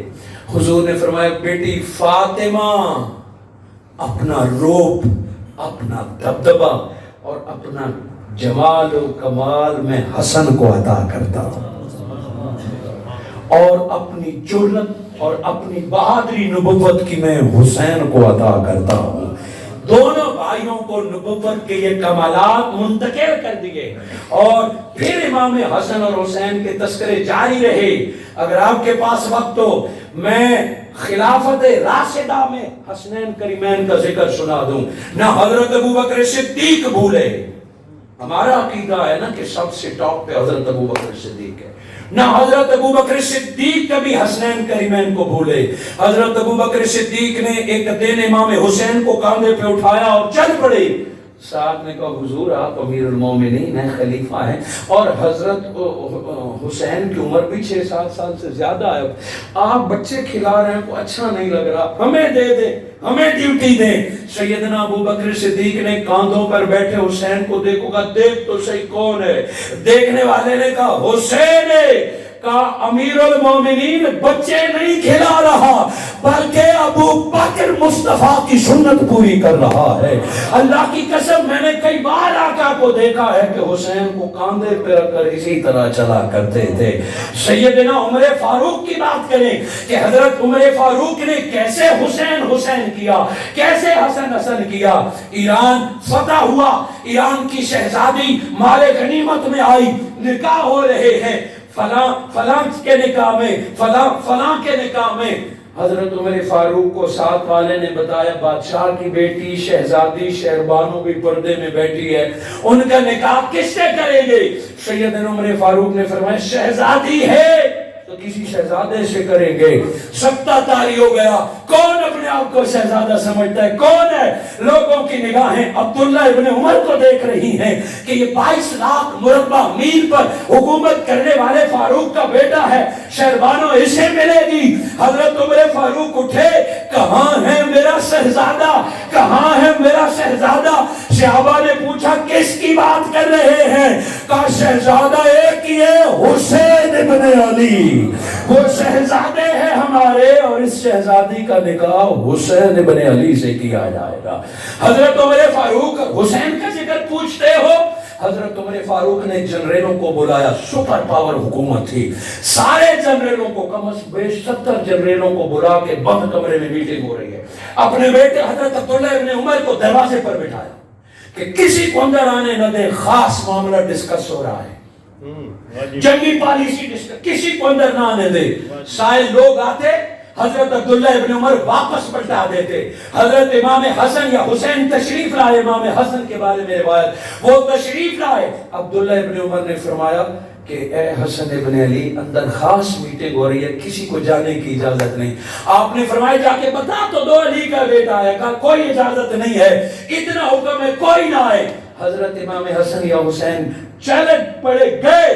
تھوڑی دیر بعد حضرت عمر فاروق بغیر جوتا پہنے بھاگتے ہوئے باہر آئے. فرمایا عمر ابن عبداللہ کون آیا تھا؟ اے عبداللہ کے بیٹے کون آیا تھا؟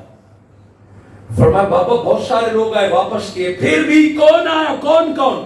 جب نام حسین لیا تو آپ نے فرمایا ان کو بھی واپس کیا ہے. کہ آپ نے فرمایا تھا کہ جو بھی آئے اسے واپس کر دو. ڈانٹ کے کہا کہ علی کے بیٹے جو میں شمار ہوتے ہیں, کس میں شمار ہوتے ہیں؟ وہ لوگوں کے لیے تھا. علی کے بیٹے جو یا کس نہیں ہیں, یہ ہمارے مالک ہیں, ہم سارے ان کے نوکر ہیں. اور خود دوڑ کے گئے, لوگوں سے پوچھا کہ علی کے بیٹے کو تو نہیں دیکھا. رستے میں امام حسن واپس جا رہے تھے, معذرت کی, معافی, اسی جگہ زمین پہ بیٹھ گئے. فرمایا اے بھتیجے علی کے بیٹے, خود تکلیف نہ کیجئے, مجھے پیغام بھجوائیے, عمر امیر المومنین خود آپ کے پاس حاضر ہو جایا کرے گا. کتنے واقعات عثمان غنی کے بتاؤں, کتنے علی شیر خدا کے بتاؤں کہ کوئی دور ایسا نہیں تھا جہاں ذکر حسین, فکر حسین کی بات نہ کی گئی ہو. یہ میں بات کر رہا ہوں فَاذْكُرُونِي أَذْكُرْكُمْ, کہ تم میرا ذکر کرنا, میں تمہارا ذکر کروں گا. ذکر حسین تو واجب ہو گیا. امام شافعی کے نزدیک آیت مودت کے اترنے کے بعد ان 5 تنوں کا ذکر امت پر واجب ہو گیا. محبت واجب ہو گئی, مودت واجب ہو گئی. آپ فرماتے ہیں کہ اس آیت اترنے کے بعد بھی لوگ اگر حسنین کریمین سے محبت نہیں کرتے تو وہ ایک فرض چھوڑ رہے ہیں, وہ ایک واجب چھوڑ رہے ہیں. اس شخص کا ایمان پورا نہیں جو اہل بیت سے محبت انتہا درجے کی نہیں کرتا. ذکر حسین تو تھا, ہوتا رہے گا. شہادت, یہاں ایک بات ضمن سمجھانا چاہتا ہوں, عرض کرنا چاہتا ہوں. ابھی نعرہ لگا نعرہ خلافت, بولے جواب دے. نعرہ خلافت, جس کا یقین ہے وہ بولے نا نعرہ خلافت, نعرہ خلافت. میں بھی اس کا قائل ہوں, میں بھی اس کو مانتا ہوں. حق جاریہ, پوائنٹ ترنے 5, اور نعرہ خلافت. اگر اس خلافت سے مراد خلافت راشدہ ہے تو خلافت راشدہ 4 پہ ختم نہیں ہوتی, 5ویں پہ ختم ہوتی. بہت توجہ چاہوں گا. نعرہ جو 4 یاروں پر خلافت ختم نہیں ہوتی, ابو بکر, عمر, عثمان, علی علیہ السلام رضی اللہ تعالیٰ عنہ, یہاں خلافت ختم نہیں ہوتی. حضور صلی اللہ علیہ وآلہ وسلم نے خلافت کی جو عمر بتائی ہے اس میں حضرت امام حسن کا عرصہ شامل کریں گے تو خلافت راشدہ پوری ہوتی ہے. اگر امام حسن کو نکال دیں گے تو میرے آقا کی حدیث پوری نہیں ہوتی, میرے آقا کی بات سچ نہیں ہوتی. ہیں 5, یعنی نعرہ خلافت تو 5 یار ہونے چاہیے, مگر کسی نے رواج دے دیا 4. ہم مثبت لوگ ہیں, ہم لڑائی جھگڑے پیدا کرنے والے نہیں ہیں. ہمیں منہاج القرآن نے کیڑے نکالنا نہیں سکھایا, خامہ خواہ کے اعتراض نہیں سکھایا. کسی بڑے نے یہ نعرہ لگایا ہے تو ہم اس کو قبول کرتے ہیں کہ نعرہ خلافت یہ درست ہے, مگر کب؟ حق 4 یار, 4 تو ہے حضرت علی تک. یہ نعرہ اس کا قبول ہے جو 5ویں کو علی کے ساتھ جانے کہ میں اسے جدا نہیں سمجھتا. علی اور حسن ایک ہی نسل, ایک ہی خون, ایک ہی آیت مودت, ایک ہی آیت موالا. سو میں حسین کو علی کا حصہ سمجھ کے پھر یہ کہتا ہوں نعرہ خلافت, نعرہ خلافت. تو یہ 4 بھی کہیں تو نیت یہ ہو, 4 کہیں اور کہتے رہے, مگر نیت سنبھالے, عقیدہ سنبھالے کہ 4 میں 5واں ضم ہے. اگر کوئی 4 کے بعد 5واں نہیں مانتا تو ہم اس کا نعرہ نہیں مانتے. اگر 4 سے مراد فقط 4 ہے، 5واں نہیں ہے، تو ہم اس کے نعرے کو نہیں مانتے. اگر کوئی نعرہ خلافت اور 4 یار کہہ کے امام حسن 8 سے نیت کر لے کہ میں جب 4 یار کہوں گا، یہ اسی لیے اس کو جاری رکھتے ہیں کہ کسی نے اچھی نیت سے شروع کیا ہوگا، کسی نے محبت سے یہ نعرہ لگایا ہوگا. مگر آج ہم ذاتیات کا شکار ہو گئے ہیں. ایک کونے میں نعرہ حیدری لگتا ہے تو ادھر نعرہ خلافت لگ جاتا ہے. آج دین دشمنوں نے ہمیں گھیرا ہوا ہے. میڈیا نوجوان نسل کے ذہن خراب کر رہی ہے. نعرہ حیدری والوں کو کہا جاتا ہے کہ تمہارا خلافت سے کوئی تعلق نہیں. خلافت والوں کو ڈراتے ہیں کہ یہ تو علی علی کرتے ہیں، یہ تو حسین حسین کرتے ہیں، تم نعرہ خلافت لگاؤ. اور اتنا ڈرایا گیا کہ کچھ ناقبت پسند 9-10 محرم کو بھی شان امیر معاویہ کانفرنس رکھ لیتے ہیں، یکم محرم کو بھی شان امیر معاویہ کانفرنس رکھتے ہیں. ایک حضرت معاویہ کیا 1.25 لاکھ صحابہ کی شان کے کانفرنسیں رکھی جائیں، مگر اگر کوئی محرم یا 9-10 کو رکھتا ہے تو جان لو یہ معاویہ کی محبت نہیں ہے، یہ علی کی اولاد کا بغض ہے. اسی دن یاد آ گیا آگے پیچھے کون منع کرتا ہے. اور ایک حضرت معاویہ تو نہیں، کتنے جیل صحابہ کرام 1.25 لاکھ صحابی میں سے ایک کے دن منا رہے ہیں. حضرت عثمان کا، حضرت ابوبکر کا، حضرت علی کا، حضرت حنظلہ کا، حضرت سیف اللہ کا، حضرت ابو ہریرہ کا، 10 مبشرہ 10 صحابی ہیں جن کو حضور نے جنتی قرار دیا ہے. کچھ کو باقی صحابہ مومنین ساروں کو اللہ جنت قرار دے گا، مگر 1.25 لاکھ کو چھوڑ کر ایک ہی کی شان میں یاد آتی ہے تو پھر اپنے آپ کو دیکھنا چاہیے، سوچنا چاہیے. اور میں یہ نہیں کہتا کہ شان معاویہ یا حضرت امیر معاویہ کے تذکرے نہ کیے جائیں. میرا سوال اتنا ہے کہ انہی دنوں کیوں یاد کیا جاتا ہے. اور اسی طرح اہل بیت کے ماننے والوں کو صحابہ کے ذکر سے ڈرایا جاتا ہے، حالانکہ 1.25 لاکھ صحابہ مصطفیٰ اور خدا کو راضی رکھنے کے لیے حسین حسین کیا کرتے تھے، حسن حسن کیا کرتے تھے. کبھی بھی کوئی اختلاف نہیں تھا. اب جا کے آیا حضرت امیر معاویہ اور امام حسن تک تو یہ ایک بات تھی جو صلح ہو گئی. میرے پاس اتنا وقت نہیں کہ میں یہاں سے معاملے کو سٹارٹ کروں کہ حضرت معاویہ اور حضرت امام حسن کی صلح ہو گئی اور پھر کربلا بپا ہوا. امام حسین کربلا میں جو بات سمجھانا چاہتا تھا، فَاسْقُرُونِي أَذْكُرْكُمْ، رب نے حسین کے ذکر کو زبان مصطفیٰ سے عام کرایا ہے، قرآن سے عام کرایا ہے. اور ابھی تو حسین نے ذکر کیا نہ تھا، حسین ایکسٹرا ذکر کرے گا کربلا میں، حسین اکبر ذکر کرنے آئے گا کربلا میں. امام حسین کربلا میں آئے، ساری دنیا کی نمازیں ایک طرف، حسین تیرا کربلا کا سجدہ ایک طرف، ساری دنیا کی شہادت ایک طرف، حسین تیرے علی اصغر کی شہادت ایک طرف، ساری دنیا کے سفر ایک طرف، حسین تیرے 5 ماہ کا سفر ایک طرف. اور میرے ان جملوں پر غور کیجئے گا، ان پہ تحقیق کیجئے گا، ان پہ پی ایچ ڈی کیجئے گا. آنے والے زمانے میں 1.25 لاکھ پیغمبروں میں جتنے پیغمبروں کے حال احوال میسر ہیں وہ سارے پڑھ لیجئے.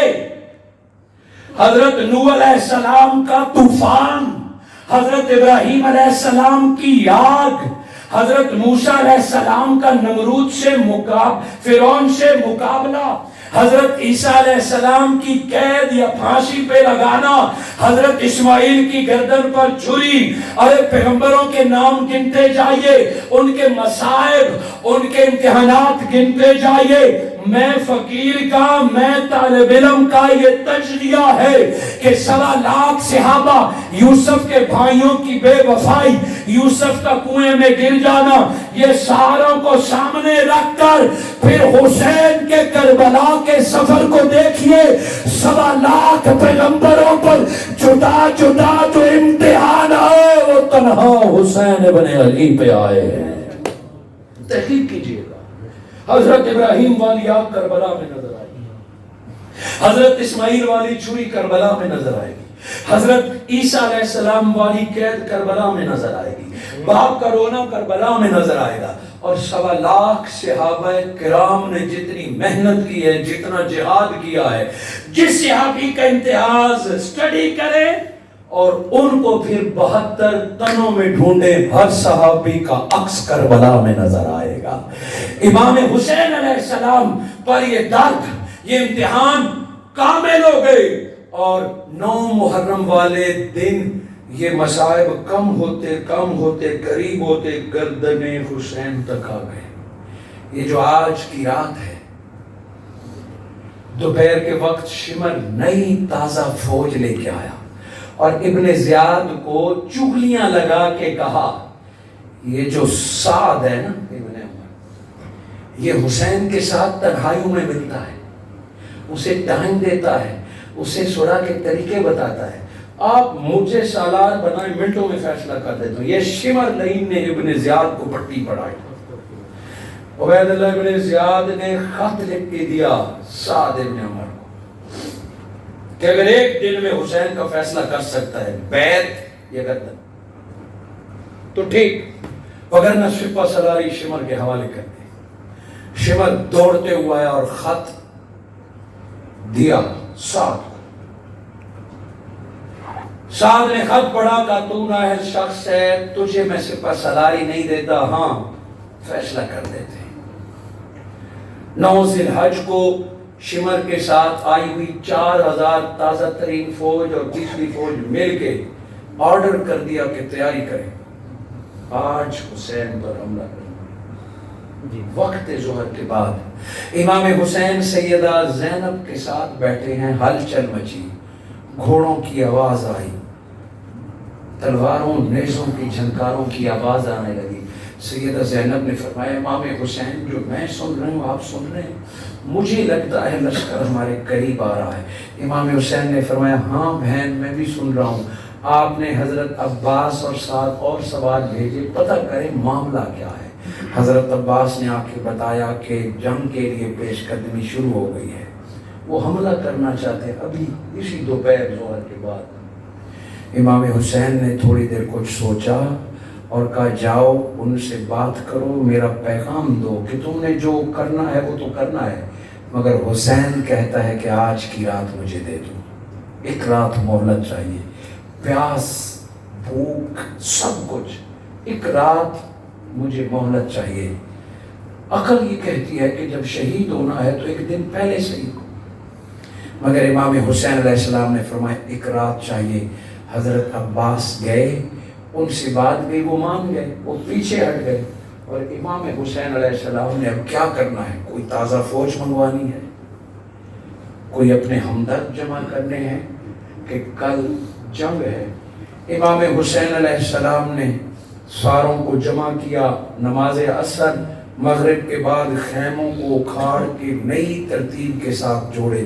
پہلے خیمے تھے جدا جدا، خواتین کے، رشتہ داروں کے، معاونین کے، آوان کے، مددگاروں کے، اب سارے خیمے امام حسین نے ایک دوسرے سے جوڑ دیے، ساروں کی پشتیں آپس میں ملا دیں تاکہ پیچھے سے کوئی خواتین کے خیموں پر حملہ نہ کر سکے۔ جنگی معاملات کو دیکھتے ہوئے سارے خیموں کی تنابیں کس لیں کہ ایک ہی طرف سے داخلہ ہو، ایک ہی طرف سے جا سکے۔ اس کے کرنے کے بعد مغرب ہو گئی، نماز مغرب پڑھی۔ آج کی رات جو اس وقت ہم اور آپ بیٹھے ہیں، نماز عشاء ہو گئی۔ امام حسین نے رات کے شیڈول کا اعلان کیا، 3 حصے کیے۔ فرمایا ایک حصہ میں اپنے گھر والوں کے ساتھ گزاروں گا، ایک حصہ میں پورے لشکر کے ساتھ گزاروں گا، اور رات کا آخری حصہ میں اپنے رب کے ساتھ گزاروں گا۔ یہ جو رات کا پہلا حصہ اپنے پورے خاندان کو جمع کیا، اپنے یتیم بھتیجے بھتیجوں امام حسن اور حسین، امام حسن کی اولاد کو چوما، سینے سے لگایا، کہا میرے بعد میرے بھائی کو اولاد کا خیال رکھنا ہے۔ سارے معاملات اپنی بہن کے حوالے کیے، سیدہ زینب کے حوالے آل مصطفیٰ کا، ان کے ساتھ سارے معاملات، اگلی ساری باتیں سمجھا دیں، اور ان کے بعد اپنے اصحاب کو جمع کیا، ان کے ساتھ بیٹھ کے بارہا آپ نے سنا کہ حسین تم سے راضی ہے، جس نے گھر جانا ہے چراغ بجھا دیتے ہیں، تم گھروں کو لوٹ جاؤ، یزید صرف میرا دشمن ہے، تمہیں کچھ نہیں کہے گا، تم چلے جاؤ، مجھے تنہا چھوڑ دو، میں خود مقابلہ کروں گا۔ امام حسین نے فرمایا، حسین اجازت دیتا ہے۔ انتظار کیا، چراغ جلایا تو کوئی بھی نہیں اٹھا، آنکھیں نم تھی۔ فرمایا دوبارہ چراغ جلا دو، اور کہا کہ تمہیں میری بات نہیں سمجھ آئی، اپنے بھائی علی کے بیٹے دوسری ماں سے عباس، تم اپنے تینوں بھائیوں اپنی اولاد کو لے کے چلے جاؤ، تم میرے بھائی ہو، مگر یزید صرف فاطمہ تو زہرا کی اولاد کا دشمن ہے، تمہیں کچھ نہیں کہے گا، وہ بھی علی کی اولاد تھے، تم چلے جاؤ، میں حسین تم سے راضی ہوں۔ حضرت عباس بول پڑے، فرمایا بھائی حسین، کیا جنت میں تم مجھے اپنے ساتھ نہیں دیکھ سکتے؟ جہاں آپ ہوگے میں بھی وہاں جانا چاہتا ہوں۔ یہ جملہ سنا تو امام حسین نے اپنی گفتگو لمبی کی۔ فرمایا بھائی عباس نے کہا تو لو، حسین جنت کا سردار جنت کی ضمانت دیتا ہے، بغیر جنگ لڑے، بغیر شہادت کے حسین ابن علی جنت کا سردار وعدہ کرتا ہے، جہاں حسین ہوگا کربلا میں آنے والے تم سارے میرے ساتھ ہوگے، بنا جنگ کیے، بنا گردن کٹائے تم حسین کے ساتھ شہیدوں والے مقام پہ ہوگے، جاؤ میرا وعدہ ہے، نبی کے اولاد کا وعدہ ہے۔ کوئی بھی نہ اٹھا، پھر چراغ جلایا تو امام حسین نے فرمایا میرے وعدے پہ یقین نہیں، میری باتوں پہ یقین نہیں، میری گارنٹی پہ یقین نہیں ہے۔ روتے ہوئے آواز آئی، حسین آپ کی وعدوں پر یقین ہے کہ آپ جنت کے سردار ہیں، مگر جس جنت میں آپ ہمیں لے کے جائیں گے وہاں آپ کی اماں علی کی زوجہ نبی کی بیٹی فاطمہ الزہرا موجود ہوگی۔ کسی دن فاطمہ الزہرا نے اگر ہم سے سوال کیا، وارے مسلمانوں جنت کی ضمانت ملی تو میرے لال حسین کو تلواروں میں تنہا چھوڑ گئے۔ اگر ایک ماں نے ہم سے یہ سوال کر لیا تو پھر ہم کیا کریں گے؟ ایسی جنت میں کیسے گزارا کریں گے؟ حسین جنت بعد کی بات ہے، پہلے ہماری گردنیں کٹیں گی، یزید پھر آپ کے قریب آئے گا۔ امام حسین نے فرمایا گواہ ہو جاؤ میں تم سے راضی ہو چکا، گواہ ہو جاؤ میں تم سے راضی ہو چکا، باتیں اور بھی ہیں مگر میں اگلے مرحلے تک بڑھنا چاہتا ہوں۔ آخری مرحلہ آ گیا۔ امام حسین نے آج کی رات کے بارے میں فرمایا زمین پر آخری رات ہے، اب جتنا وقت بچا ہے سجدے میں گزارو۔ کیوں؟ امام حسین نے فرمایا جنت مل بھی جائے، جو سجدے کی لذت زمین پہ ہے وہ جنت میں نہیں ہے۔ یہاں باقی وقت سجدے میں گزارو، زمین کا سجدہ جنت میں میسر نہیں ہے۔ اپنے رب کو راضی کرو۔ ہم سارے جانتے ہیں کہ جتنا بھی بڑا گناہگار ہو، بعد شہادت کے اس کے سارے گناہ معاف ہو جاتے ہیں، وہ پاک صاف ہو جاتا ہے۔ رات بیت گئی، ابھی امام حسین نے ساروں سے بات کی تو امام حسین کئی راتوں سے نہیں سوئے۔ حجرے سے نکل کے امام حسین علیہ السلام کو باہر زمین پر بیٹھے اور دشمن کے رستوں کو سوچ رہے ہیں کہ کہاں سے حملہ کریں گے۔ امام حسین خیمے پہ آئے تو کئی دنوں کے تھکے ہوئے ہیں، کئی راتوں سے نہیں سوئے، زمین پر بیٹھے اپنی تلوار پر ٹیک لگا کے اسی جگہ نیند آ گئی۔ کچھ وقت سوئے ہوں گے کہ سیدہ زینب باہر نکلی کہ بھائی حسین باہر میدان دیکھنے گیا تھا، واپس نہیں پلٹا۔ وہ آئی ہیں تو آپ تلوار پر سو رہے ہیں، سر رکھ کر سو رہے ہیں۔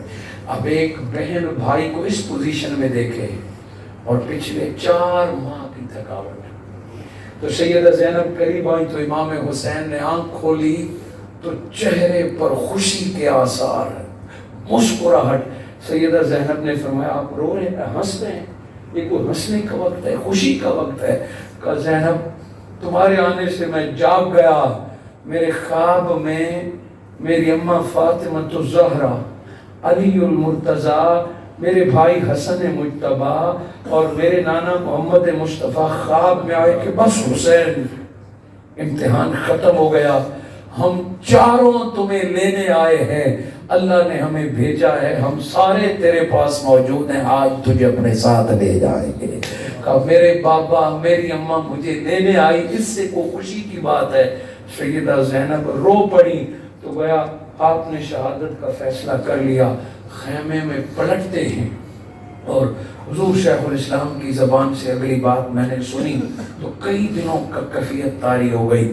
اگلی بات جو میں نے حضور شیخ الاسلام سے سنی آپ کو سنانا چاہتا ہوں کہ امام حسین علیہ السلام نے حضرت علی اکبر کو اذان فجر دینے کے لیے باہر بھیجا۔ حضرت علی اکبر ایک بلند ٹیلے پہ کھڑے ہو کے اذان فجر دیتے ہیں، حی علی الصلاۃ حی علی الفلاح الصلاۃ خیر من النوم۔ سویا کون تھا؟ ساری رات آنکھوں میں گزر گئی تھی، جن کے ضمیر سوئے تھے ان کے لیے ندا تھی۔ حضرت علی اکبر نے ٹیلے پہ کھڑے ہو کے جب اذان دینے کے لیے حی علی الصلاۃ کے لیے رخ پھیرا تو دیکھا کہ کربلا میں ایک عورت چادر میں چھپی ریت میں انگلیاں پھیر رہی ہے۔ حیران ہوئے، اذان پوری ہوئی، اس عورت کو کہا مائی رات کے اس پہر فجر کا وقت یہاں کیا کر رہی ہو؟ تمہیں نہیں پتا کہ جنگ ہونے لگی ہے، تلواریں نکلی ہوئی ہیں، تمہیں جان کی پرواہ نہیں، کیا کر رہی ہو؟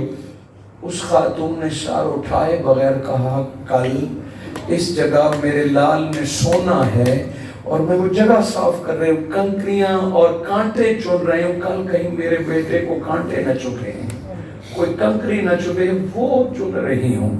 حضرت علی اکبر ایک نوجوان بچے تھے، نوجوان تھے، سمجھ نہ آئی، واپس پلٹ آئے۔